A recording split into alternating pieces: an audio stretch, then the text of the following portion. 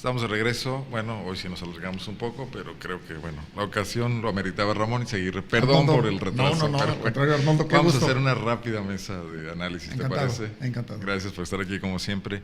Bueno, pues el tema es la glosa, el tema es esto de lo que hablábamos con Miguel Márquez, el diálogo en el Congreso entre sus secretarios y los legisladores, donde la oposición ha estado sacando muchos temas, pegándoles duro a muchos secretarios, exhibiéndolos incluso, al de salud, a la directora del IMUG, no sé cómo le está yendo hoy a Juan Ignacio Martín, al procurador Samarripa también, sí. a Álvaro Cabeza de Vaca. Sin embargo, todavía la queja, la glosa no sirve para mucho, está el formato, se quejan mucho los diputados, no. Parece que nomás para algo mediático, ¿no? Totalmente, yo creo que es un anacronismo en la forma en la que está hecha. Yo creo que la glosa es el mejor ejemplo de que tendríamos que avanzar hacia un sistema, al menos en estos aspectos, más parlamentario, en donde además hubiera un compromiso de los secretarios de Estado yo diría incluso empezando por el titular del Ejecutivo y los secretarios de Estado, de responder a los temas del poder legislativo, ¿no? Como tú lo mencionabas al inicio, de un diálogo franco entre poderes, ¿no? Sin embargo, ha sido cumplir el requisito de pasar semana. Hay unos que han pasado el trago amargo. Mira, sí, pero tampoco pasa nada. Una cierta utilidad. Ayer se supo que hay 71 casos de bullying en el estado denunciados. Si un reportero le preguntara al secretario de Educación, nuestro buen amigo Eusebio Vega, a lo mejor no te lo dice, pero a la hora que lo plantea un diputado, y la exhibida que se dio el secretario de Salud con la dura inquisición que le hizo el diputado ecologista Sergio Contreras, tampoco era posible tenerla de no existir pero este mecanismo, es suficiente, ¿no? Los cuestionamientos que hizo la diputada Erika Arroyo, que se quedaron sin respuesta por parte de la titular del IMUG, ¿no? O sea, a veces, coincido contigo, o sea, preguntado por un diputado a lo mejor tiene otro peso para el secretario del ramo, pero a veces ni siquiera eso es suficiente, y creo que el mejor ejemplo de este silencio, a veces yo creo que los secretarios de Estado, los titulares de ciertas áreas, como en el caso del IMUG, pues se resignan a que van a pasar una mala mañana en el Congreso. Se toman un frasco de Pepto-Bismol. Sí, como se dice en política, comer sapos un rato y listo, ¿no? Y pasarán, porque el problema de la ausencia de respuestas o de respuestas incluso contradictorias es que no pasa nada nuevamente. Y en un diálogo además muy extraño entre poderes, lo habíamos venido comentando en esta mesa, Arnoldo, un diálogo en el que el poder ejecutivo pasó por encima del poder legislativo en el caso del proyecto Escudo, y sin que pasara tampoco absolutamente nada, ¿no? Entonces, bueno, sin que los propios diputados reclamaran el creo hecho que lo hemos de manera más institucional, no saliendo a dar una rueda de prensa, una declaración a un reportero, efectivamente, sino tomando medidas parlamentarias, ¿no? Creo que lo hemos señalado más como sociedad que los propios diputados. Entonces, llama mucho la atención. Yo creo que el sistema es absolutamente anacrónico, y yo creo que tendríamos que evolucionar a algo más en el que haya un mayor compromiso de informar realmente, de tomarle la palabra al gobernador, de que se informe con datos, con transparencia, con resultados, y también que los diputados entren al análisis a detalle de estos datos y que, pues exhiba a quien no está cumpliendo, ¿no? Viendo los temas ya uno por uno, digamos, en materia de seguridad, que comparecieron juntos Samarripa y Álvaro Cabeza de Vaca, no quedaron claros los cuestionamientos de Escudo. También quedó claro el tema, Samarripa le fue mal con el tema de género, también con la participación ahí de Erika Arroyo. Esta cuestión que dijo el procurador Samarripa de que ellos cumplían los protocolos, y que si en el caso de Lucero, un caso concreto, se había hecho público parte de su intimidad, había sido porque ella había decidido que la audiencia fuese pública, lo cual ya recibió una respuesta de parte del papá de Lucero, de Fermín Salcedo Cortade. Pero bueno, en general, ¿tú sientes que sí están cumpliendo los protocolos, o es a partir de cierto momento que se preocuparon yo más? Creo que lo primero que tendría que hacerse en los protocolos es saber de qué protocolos estamos hablando. Claro. O sea, a mí me parece que a la hora que se habla de los protocolos de género se está hablando de un lugar común, más por parte de las instituciones. Del que no sabemos mucho qué implica. Yo invitaría a ver, en el caso de la Suprema Corte de Justicia de la Nación, el máximo tribunal del país, sus protocolos de género están publicados en su página, en su sitio web. Y unos protocolos, lo hemos llegado a platicar, Arnoldo, bastante extensos, muy pulidos, de veras bastante relevantes. Bueno, ¿por qué no se hacen públicos los protocolos que se supone aplica la Procuraduría o las diferentes áreas del Poder Ejecutivo, que aplica el Poder Judicial? A mí me encantaría saber si el Poder Judicial del Estado tiene unos protocolos diversos de los de la Suprema Corte, porque además como Poder Judicial te puedes adherir a ellos, o si se está adhiriendo a ellos, y cómo es que ha capacitado a sus jueces y magistrados en el manejo ¿Cómo de los ellos. mide? Sí, porque los resultados no son los más convenientes, ¿no? Lo hemos visto con casos concretos. O sea, si se quieren resultados, si quiere medir esto por resultados, los resultados ahí están y no corresponden a lo que se está diciendo. Y en el caso de los protocolos, no se trata de un documento, yo no veo por qué el documento pudiera tener alguna secrecía, al contrario, es... ¿Dónde están publicados? Pues? Exacto, y yo creo que el manejo de estos por la sociedad... No lo preguntaron los diputados. Haría algo mucho más exigible por parte de las... Es crear ciudadanía, vamos, ¿no? Bueno, el tema de salud, que sí parece que hasta el momento es el más...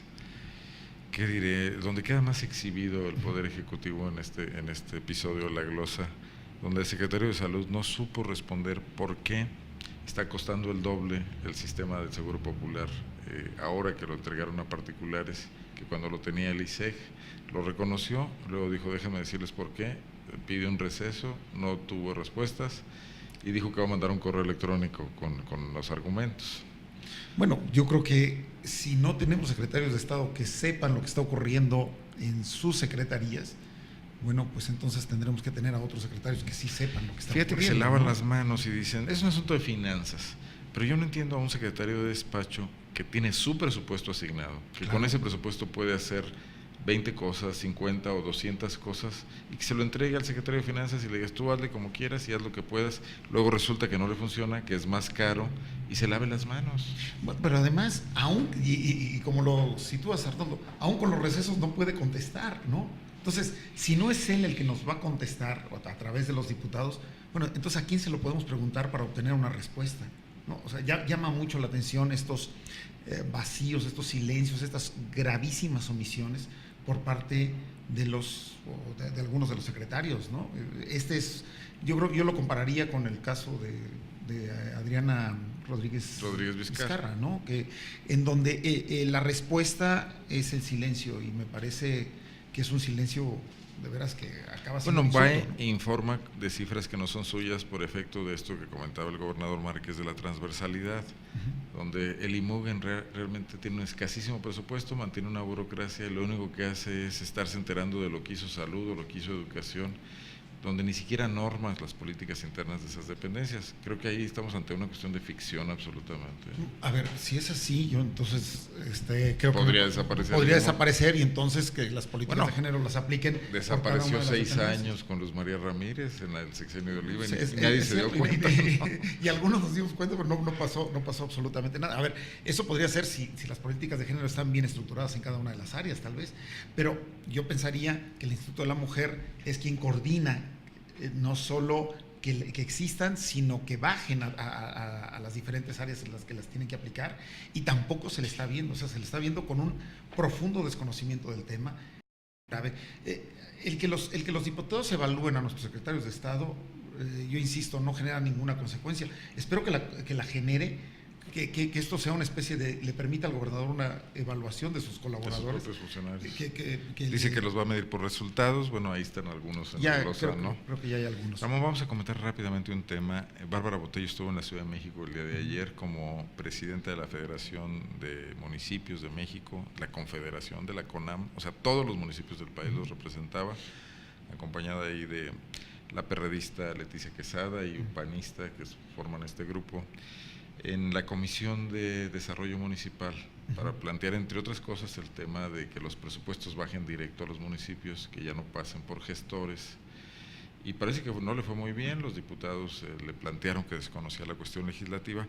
A mí, y este es el tema que quiero abordar, me parece que se desperdició una buena oportunidad, porque como representante de todos los municipios y como abogada, Bárbara Botello podría haber ido más allá que ir a hacerle una petición como ciudadano a los claro, diputados de que abdiquen de algunas de sus prerrogativas, ¿no?